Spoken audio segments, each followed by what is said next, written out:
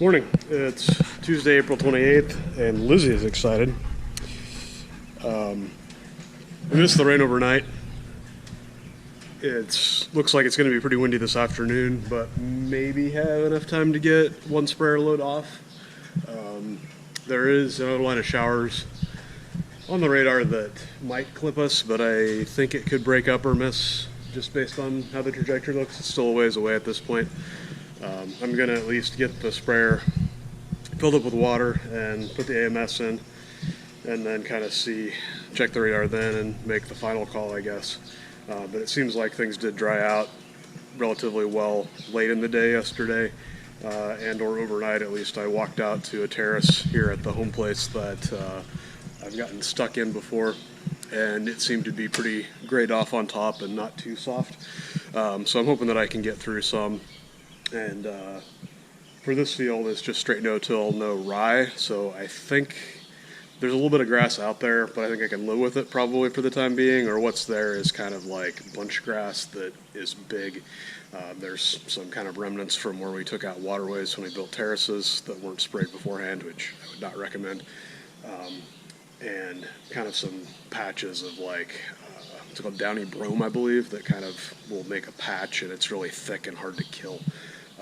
So probably blanket rate of Roundup is not going to kill that stuff anyway. Bigger grass or downy brome is not super susceptible. So I think probably I'm going to run without Roundup. That'll allow me to kind of cause less problems if the wind comes up on me before I get the load off. And some of those spots I'll just go hit with a hand sprayer or with a sprayer on the four-wheeler, so that I can just spot spray a pretty high rate where I have stuff that I need to get killed. Well, that worked out kind of poorly. I checked the radar before I started putting any herbicide in, and things looked pretty good.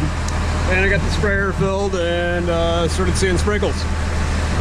So we're gonna wait a few minutes, and hopefully it's not gonna amount to too much, and we'll let it pass and then go run. It looks like it's just kind of the tail end of the line of showers coming through, so I'm hopeful that it won't slow things down enough to matter. But we're gonna let the tractor idle here, put the pump running to agitate, and hopefully we'll be able to go in 15 minutes or half an hour.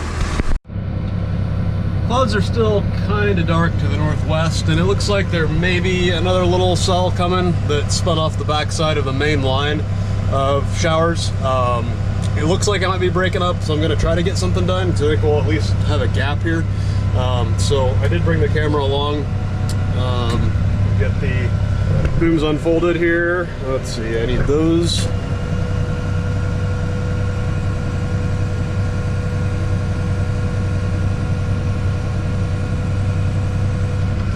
And we'll use this lever to lower them down. Hit them. I think it's a boom. And then we've got tilt on these two. So we'll pick up those tips so we don't drag them on the ground. And in just a second, I will throw this switch and we'll get spraying. Well, I got one pass around the field, which the monitor has 10 acres, a little over 10, and it's sprinkling again. And looking at the radar, it seems like there's a lot more rain there than there was when I started. Because right about there is what it looked like, and now there's a bunch of yellow and a much wider path.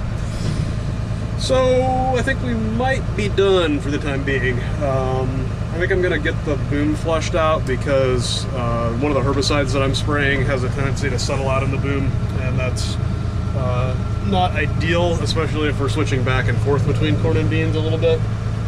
So I think I'm going to flush it out and then probably go park in the shed and see what happens. It's about 11 o'clock and getting ready to get back at it here. It seems like the wind is going to maybe stay down for a little bit longer than was predicted earlier, so I think I should be able to get this slowed off without too much trouble. Plus, since I got the field outlined already, that should help make sure that I stay on target. Probably I'll end up starting on the side of the field that won't blow back towards the farmstead, just to make sure we don't have any crazy 2,4-D drift, although the nozzles that I use, the spray tips that we use for the pre-emerge, are pretty coarse droplets, so they're fairly resistant to drift anyway. Where we have to be kind of careful is the tips that we use, spray in the Liberty Post, are somewhat finer droplet, and it seems like they go off target much more easily. So we didn't really get enough rain to amount to anything, and the rain won't affect the pre-emerge herbicide, the herbicide that hopefully prevents weeds from coming up. But since there are a few broadleaves out here that we're trying to kill using some 2,4-D, we don't want that herbicide washed off before it has a chance to absorb into the plant to kill it. So that was the main risk and why we don't want to spray when it's sprinkling. I think the grass right now is still pretty wet, but it seemed like everything is fairly dry in the field. And as long as we're not getting like big rain droplets to wash the spray off, we're not really applying enough water with the spray application, but it should be a risk of running. It should just sort of make a nice layer, and then the water will evaporate off and the herbicide will absorb into the plant. So hopefully we can get these next 30 acres done and then see what the wind conditions are like at that point. I'm thinking I might be done for the day then.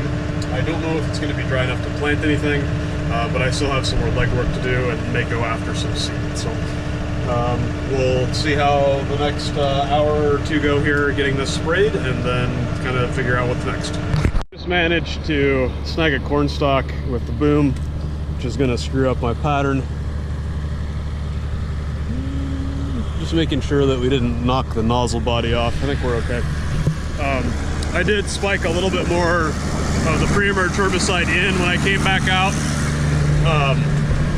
Whenever we rinse out the boom, you end up bypassing some of the rinse water back into the main tank. So I added about 25 gallons, or probably a little bit more than that actually, from the herbicide that I had left over before. So I basically put enough herbicide in to make up for that difference, so that we're still getting on the correct rate, even with the extra water added. All right, we are humming along wide open at about 6 miles an hour. Spraying Burndown on the stalks it works out pretty nice because we got a 60-foot sprayer and a 6-row corn head, which would be 15 feet. And with the stalk stoppers, hopefully you can see on the video, there's basically like 6 rows over here that are bent back towards me and 6 rows over here that are bent away. So you can just drive the gap, or the 2 rows, 1 row coming this way and 1 row coming that way, or going away, and that'll put you right on the 60-foot width for the boom for the most part. I don't love the sprayer setup. It's a pretty nice small farmer sprayer, to be honest, but it doesn't have any sort of electronic rate control. It's all speed pressure, so it's very accurate as far as an average rate. You basically just set a specific pressure at a known speed. Sorry, I'm working switches here as I'm talking. But once you're set for a given speed and pressure, the way that the whole sprayer system is set up, everything is kind of like a known orifice, I guess you would maybe say. So once you have it set, you can, as long as you're in the same gear on the tractor, the pump speed, the PTO speed should increase with your engine RPMs proportionally to your ground speed, and keep the application rate consistent and correct. Where that sort of seems to fall short is if you're going up and down hills. You're going faster going downhill because the engine's not working as hard, and you're going slower going uphill. And I think you end up over-applying going uphill and under-applying going downhill, which works out okay average rate-wise, but I think you end up with some areas of the field with a little higher application rate than others. And I would kind of like to do something a little bit different sprayer-wise, but haven't found the right one yet. A 90-foot sprayer would speed things up significantly because it seems like the sprayer is often kind of our time constraint in the spring with trying to get everything planted and sprayed. And with a 90-foot, I'd also be an exact multiple of a planter pass, which I'm a multiple of the planter pass now. But going around the edge of the field, you have to drive the guess row, which would be like sort of the outside of the first pass and the inside of the second pass, which can vary. I mean, it's not always a perfect 30 inches essentially, so it's kind of hard to do that well. We do kind of do partial passes to get on planter tracks after the first round, but if I could have a 90-foot sprayer, that would make things kind of all around easier, and potentially switch to something with a little bit more technology to be able to get on a consistent rate and be able to drive faster where conditions allow, because right now my top speed is about 6 miles an hour, and with the no-till fields, a lot of them are really pretty smooth, where I have good running on straight rows and long runs. I mean, I definitely would be able to drive faster, but with this setup, it's pretty hard to increase the speed without recalibrating everything, and then the tips that I have are kind of wrong to drive fast, and so basically about 6 miles an hour is top speed right now, which, I mean, I've got the hydraulic booms, and this is really a pretty nice sprayer for a small operation. Pretty simple, reliable, etc. But always room for improvement. It's after lunch now, about 1:30 actually. I got the load that I mixed up on the sprayer this morning sprayed off. Definitely some wet spots out there. I'm not sure if the rain that we got this morning was kind of spotty, that there were some areas of the field that got a little wetter than others, or if it was just that certain areas had not dried out as much as the terrace that I checked this morning. But I was definitely glad that when I was going through the bottom of the terraces and a couple other spots that I didn't have very much on the sprayer, because it was pretty wet. The wind hasn't actually come up as much as I think it was supposed to, or it doesn't seem like it has. It's a little bit gusty. I might be able to spray, other than it's pretty wet. And I don't know what it's going to do in another hour. It could be 40 mile an hour based on what was predicted, I think. So the next game plan is to take this beautiful little wagon here, and that was definitely sarcasm if you didn't catch it, and get some soybean seed. So they'll be in mini bulks, and they'll just either auger or pick up the boxes with the forklift and dump them in the wagon. Going to get some in this one, and then I've got another one that's down in that shed, but probably going to go get some in it as well, so that whenever it gets fit, we'll be ready to roll on soybeans. It's about 6:30, and got some seed in the planter, and it looks like it's dried off enough that maybe you can start planting some stuff. So I think I'm going to go try it. I got 80 units of seed in this wagon and 120 in this wagon. So I'm going to start with a 3.0 maturity, which is kind of a shorter season bean for us, and then kind of go from there. It's supposed to be super windy tomorrow, so I'm probably going to plant as much as I can tomorrow, spray as much as I can the day after, and then sort of reassess and see where we're at on stuff. I think there's some chances of rain overnight tonight, so that may throw a wrench in things, but it's not a very high chance, and I think it's fairly minimal quantity, so hopefully that won't cause too much problems. So I've got a contraption plumbed into my lift line for the planter. The way that the markers work on these planters, basically it's a sequencing valve, so it alternates sides. And then basically when the planter is in float, it drops one or the other markers. Since we're planting around a lot of intakes on terraces and stuff like that, it's beneficial to be able to lift the marker without lifting the entire planter. So basically this hose allows me to back feed to lift the marker without lifting the planter. So you put like normally you would be running remote 1 in float, so you put it like in closed position or off position, and then you can use lever 2 to lift to pick up the marker, and then turn the marker switch off, go back into float, plant by, and then flip the switch back on to drop the marker once you get past the intake. Works pretty well, other than it always dribbles well all over the back end of the tractor, which then dirt sticks to, and it becomes a giant freaking mess. And I thought it was coming out of a swivel on the hose, so I got a new hose and put that on there. But it seems like it's actually coming out like where this nipple is started into the T maybe, at least it's dripping right off the bottom of the front end of that T, which is unfortunate. I've kind of tried to tighten that once or twice, and I don't know, probably the T and nipples are all just black pipe that was laying around that Dad used when he put this thing together, because that's sort of how he rolls. Not criticizing by any means, just making use of what was available. So it may not exactly be precision for the pressures that it sees in a hydraulic application, or it might just be that there wasn't enough pipe dip on the threads, I'm not sure.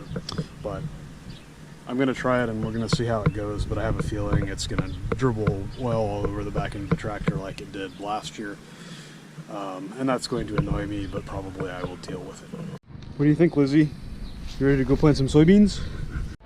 All right, we are in the field and going to find out if the planter is in condition to plant.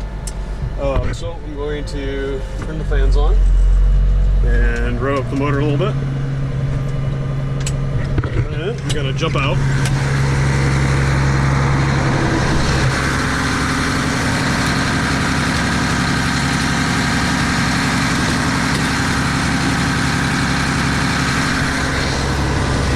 I think it's 5/8 that I need. So I should be able to manually turn the shaft back here.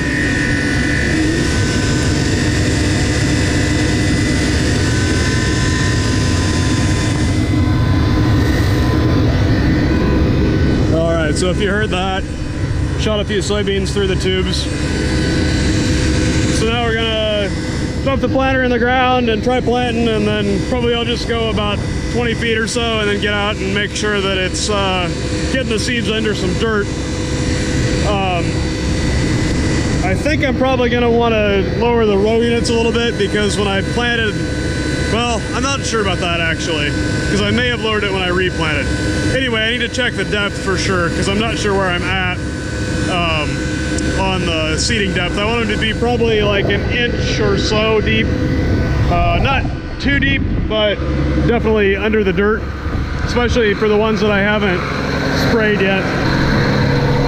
I'm gonna need that wrench a bunch the next few days, so I'm just gonna leave it in the cab rather than have to dig it out of the toolbox every time. We only went about 50 feet, just from about right there to right here. So I'm gonna do a little bit of digging and we're gonna see where the soybeans are.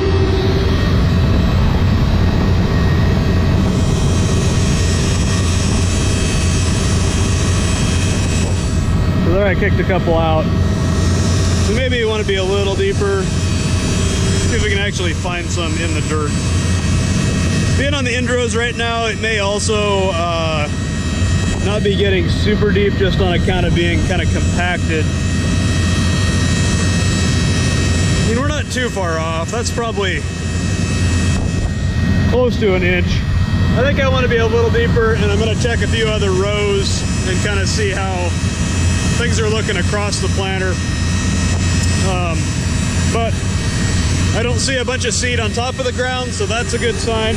My monitor's yelling at me on row 6, but it seems that, like, normally it would beep if it's not planting, so that would be if it was plugged or something was malfunctioning. As far as I can tell, it's actually planting. I've dug several spots, so that would lead me to believe it's a sensor problem. Normally I would have a little fancy brush that I could stick up inside there and kind of try to clean it and see if that helped. However, that seemed to disappear sometime during corn planting, so I'm not sure if it got kicked out of the cab accidentally sometime or where it went, but it's MIA at the moment. So we have a spare sensor we're going to swap in on row 6. It's pretty easy, basically just a pin and a hose clamp for the seed tube and the connector for the wires. So this guy is row 6 right here.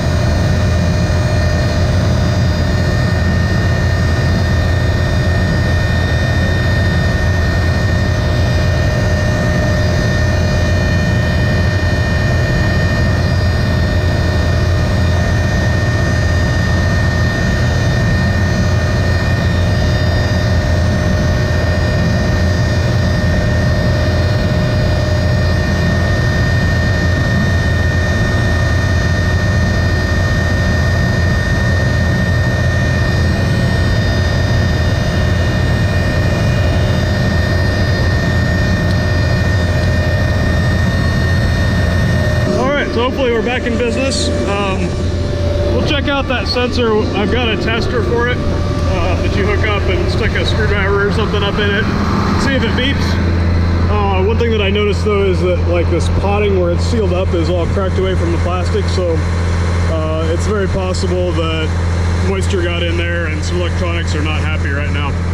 But we'll see what happens when we start playing again. Hopefully that will cure the monitor going off, but no guarantees. Well, I made it about 6 acres, and it looks like I've got at least a couple down pressure springs that are busted.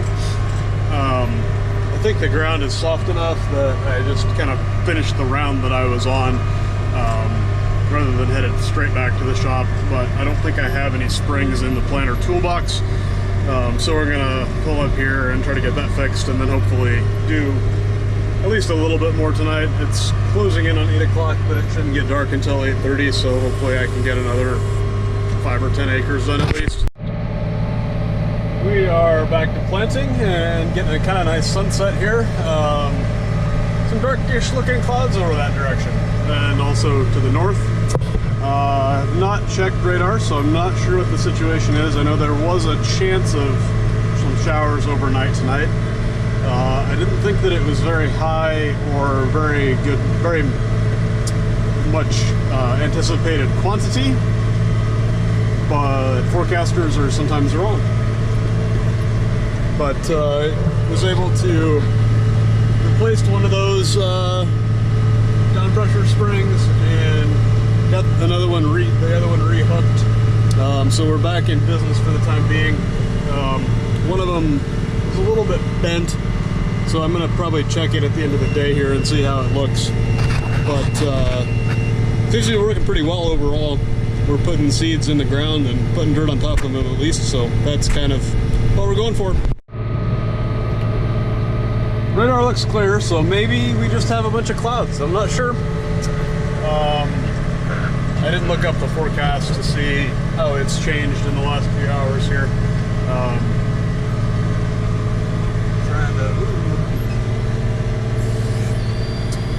The marker blade on that left side was loose before, and it looks like it came loose again and is being all jerky. So, gotta get out and fix that.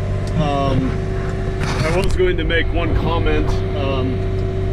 I've noticed I seem to be having a hard time turning, and I don't know if that's because my front tires are kind of worn or if it has to do with putting the new tires on the back. But I think I might have to put a few front weights on to try to get a little bit better ground contact, because I'm having to use the brakes a lot to turn around on the ends. I don't ever remember having to do that in the past, so I think it has to be something tire related other than with this planter, because I don't remember ever having issues turning the last few years using the same rig. But that's one thing that I've noticed, and one of the reasons that I wanted to start tonight, to kind of try to see where we're at on stuff and maybe get some kinks worked out so that I can run hard tomorrow. But it's about to get dark, so probably the video quality is going to go garbage here very shortly, so I'm going to fix that marker blade and keep rolling for a little while until I can't see what I'm doing. Well, I was really hoping to make it to 15 acres. It's probably not going to show on the GoPro, especially with the glare on the windshield here, but it kind of looks like there's some rain coming in. It's still a ways away, but I think it's moving pretty fast. It just got really windy about one round to go, so I think this may be the last pass. I've still got the sprayer and some other stuff out that I would like to not get rained on if I can help it. So probably we're going to make one more pass and call it a night, which is going to get us about 14.2 acres. That's actually wrong because there's overlap, so maybe we got 12. It's about 9:45 and I quit. I did end up running longer than I thought I was going to. It seemed like if it was going to rain, I wanted to try to get to the next terrace, and then it seemed like it was starting to break up, and I thought maybe if there's a fair chance it's going to rain later, I should try to get as much done as I can without making it look terrible. So I ended up doing about 22 acres, I think, on the monitor, so maybe 20-ish actual. Not setting the world on fire, but better than nothing. See what happens overnight with the weather, and hopefully plant some more tomorrow.